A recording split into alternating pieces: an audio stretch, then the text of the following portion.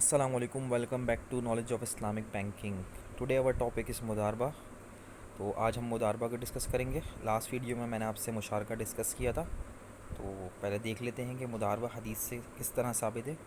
हदीस का मफ़हूम है, आप सल्लल्लाहु अलैहि वसल्लम ने फरमाया तीन चीज़ों में बरकत है: उधार ख़रीदो फ़रोख्त, मुकारदा यानी मुजारबत, गंदम और जौ की मिलावट अपने घर के इस्तेमाल के लिए, ना कि तिजारत के लिए। तो मुदारबा साबित है हदीस से। इसी तरह लास्ट वीडियो में मैंने आपको बताया था मुशारका के बारे में। मुशारका भी हदीस से साबित है। हदीस कुदसी का मफ़हूम है, अल्लाह ताला दो शरीकों के दरमियान तीसरा शरीक है जब तक वो ख़यानत न करे। जब उनमें से कोई एक ख़यानत करता है तो अल्लाह ताला इनके दरमियान से निकल जाता है। ये दोनों चीज़ें मैंने इसलिए बताई क्योंकि मुदारबा भी शिरकत की ही एक शक्ल है। अब हम देखते हैं मुदारबा की डेफिनेशन कि मुदारबा क्या है। मुदारबा is a partnership where one partner provides the capital while the other provides labor and both share in the profits. The party providing the capital is called Rabbul Mal, silent partner financer, and the party providing labor is called the Mudarib, working partner. मुदारबा basically जो है शिरकत की एक शक्ल है। एक बंदा कैपिटल प्रोवाइड करता है, दूसरा बंदा लेबर करता है, मतलब उसके लिए काम करता है, और प्रॉफिट जो है शेयर कर लिया जाता है। वो प्री एग्रीड होता है कि हम 60-40 करेंगे, 50-50 करेंगे। तो वो कोई एक शरीयत ने बताया नहीं है किस तरह का, कोई पाबंदी नहीं लगाई है कि भाई मुदारिब इतना लेगा या रब्बुल माल इतना लेगा। तो जो पैसे दे रहा है यहाँ, the party providing the capital is called रब्बुल माल, वो रब्बुल माल कहलाएगा। जैसे मैंने पैसे दिए तो मैं रब्बुल माल हूँ, कस्टमर क्या है? रब्बुल माल। और जो जिसने पैसे लिए, मतलब बैंक ने पैसे लिए, तो बैंक क्या है? मुदारिब। अब देखते हैं टाइप्स ऑफ मुदारबा।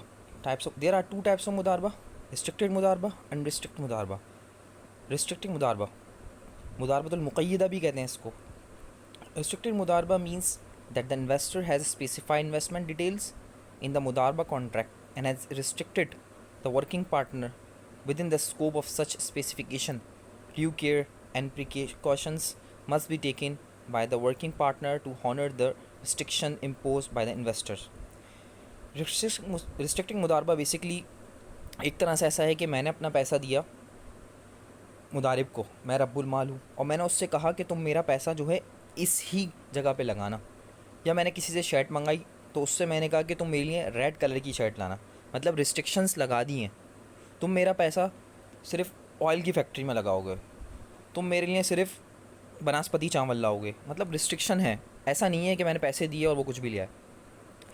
इसी तरह अनरिस्ट्रिक्टेड मुदारबा है, इसको मुदारबत मुतलका कहते हैं।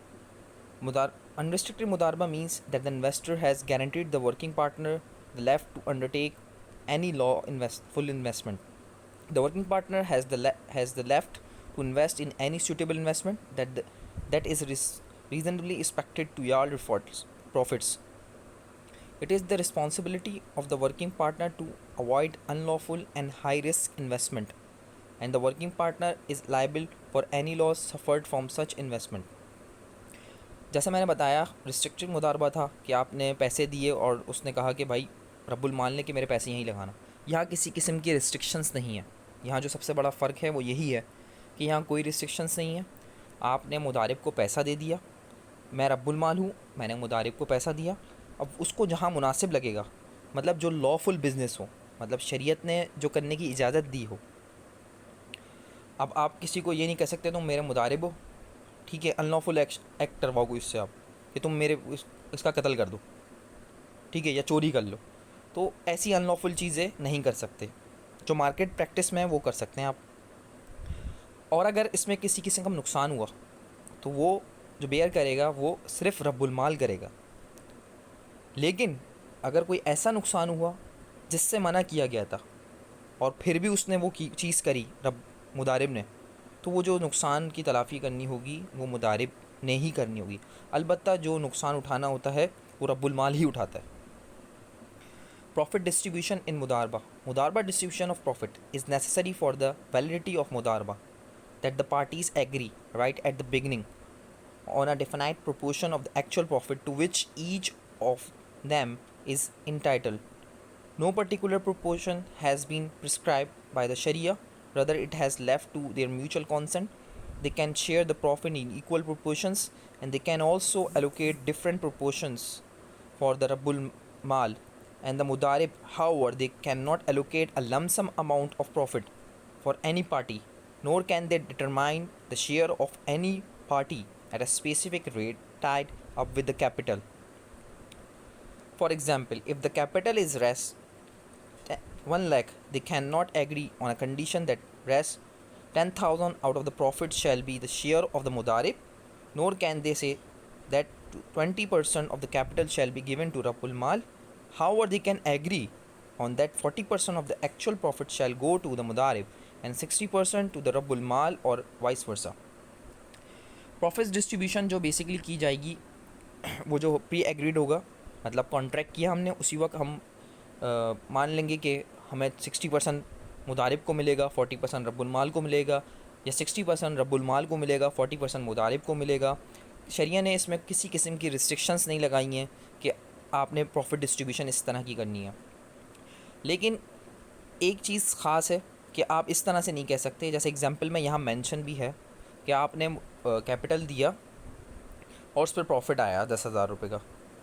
आप ये नहीं कह सकते कि भाई मेरा जो होगा 15,000 का होगा और आपका 13,000 का होगा, या आपका 20,000 का होगा, मेरा 15,000 का होगा। नहीं, रेशो में कह सकते हैं।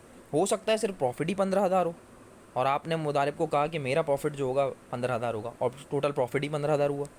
क्योंकि प्रॉफिट का जो हमें अंदाज़ा लगाना है ना, पहले ही लगाना है कि भाई 60-40 होगा, 50-50 होगा। हमने ये कॉन्ट्रैक्ट के वक्त ही कर लेना है कि हम क्या प्रॉफिट डिस्ट्रीब्यूट करेंगे आपस में, ठीक है। तो अमाउंट नहीं बता सकते आप कि भाई 10,000 रुपये मिलेंगे तुम्हें, 20,000 रुपये मिलेंगे। It is also allowed that different proportions are agreed in different situations. For example, the Rabbul Mal can say to Mudarib, if you trade in wheat, you will get 50% of the profit, and if you trade in flour, you will have 33% of profit. Similarly, he can say if you do the business in your town, you will be entitled to 30% of the profit, and if you do it in another town, share will be 50% of the profit. अब ये है कि यहाँ आप किसी किस्म की शर्त लगा सकते हैं, मतलब आप उससे कहें कि भाई तुम ये वाला कारोबार करोगे तो मैं तुम्हें इतना % दूंगा, और अगर ये वाला कारोबार करोगे तो इतना % दूंगा। तो ये शरीय एतबार से इसमें कोई गलती नहीं है, जैसे यहाँ मेंशन भी है।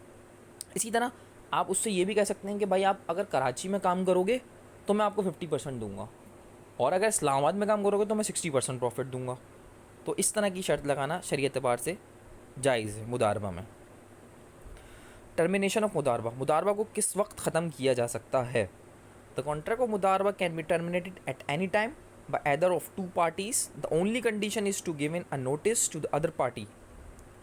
If all assets of the mudaraba are in cash from at the time of termination and some profit has been earned on the principal amount, it shall be distributed between the parties according to the agreed ratio.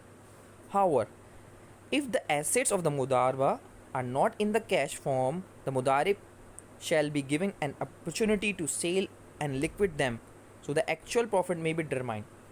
Basically यहाँ बताया जा रहा है कि मुदारबा को किसी वक्त भी टर्मिनेट किया जा सकता है, ख़त्म किया जा सकता है, लेकिन उसके लिए ये ज़रूरी है कि वो पहले नोटिस भेजे। इसमें एक चीज़ याद रखनी है कि आपने एक बार मुदारिब को पैसे दे दिए, रब्बुल माल ने मुदारिब को पैसे दे दिए और उसने पैसा बिज़नेस में लगा दिया। अब रिस्क और रिवॉर्ड होगा। अब आपको ख़तरा है कि भाई इसने मेरा पैसा लगा दिया है, तो इस सूरत में मुदारबा को आप 20 से ख़त्म नहीं कर सकते। फिर आप उसको बोलेंगे यार मैं तुम्हारा प्रॉफिट नहीं दूंगा, तो इस तरह की सूरत यहाँ नहीं हो सकती। और अगर सारे एसेट्स जो हैं मुदारबा के कैश की फॉर्म में जो टर्मिनेट कर रहे हैं हम उसको ख़त्म करते हुए, तो प्रॉफिट जो होगा प्रिंसिपल अमाउंट पे होगा। It shall be distributed between the parties according to the pre agreed ratio. जो एग्रीड हमने रेशो किया था, मतलब 60-40 था, 50-50 था, उस रेशो के मुताबिक ही हम प्रॉफिट डिस्ट्रीब्यूट करेंगे। However the assets of the मुदारबा are not in the cash form, अगर कैश फॉर्म में नहीं होंगे, मतलब कोई एसेट्स है, कार हो गया, बिल्डिंग हो गया, XYZ कोई सा भी एसेट है, हम टर्मिनेशन कर रहे हैं तो उसको पहले कन्वर्ट करेंगे लिक्विड एसिड्स में, फिर हम एक्चुअल प्रॉफिट डिस्ट्रीब्यूट करेंगे आपस में, जो हमने एग्री होंगे जिस रेशो से उसके मुताबिक। अगर आपको मेरी वीडियो पसंद आई है तो चैनल को सब्सक्राइब करें और बेल आइकन का बटन ज़रूर दबा दें ताकि आपको मेरी नई आने वाली वीडियोस मिलते रहें। Thank you so much.